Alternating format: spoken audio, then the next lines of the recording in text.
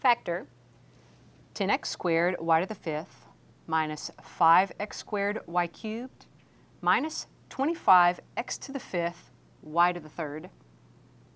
Let's notice that these terms have a common factor. And looking at the numbers 10 and -5 and -25, we see a common factor of 5. We're going to pull that out. And looking at our x values, we've got x squared, and x to the fifth.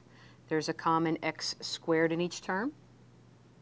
And looking at the y values, we have y to the fifth, y cubed again, so y cubed is in this greatest common factor.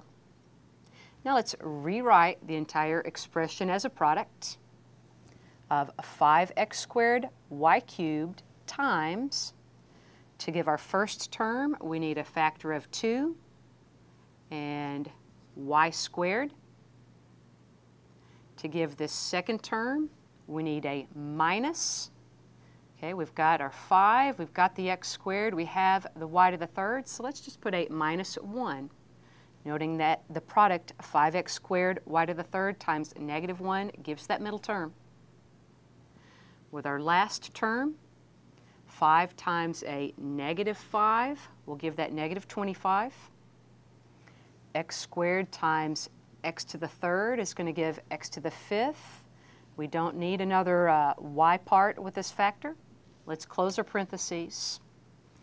This trinomial is not a factorable form, so we do have this completely factored as 5x squared y to the third times, in parentheses, 2y squared minus 1 minus 5x to the third.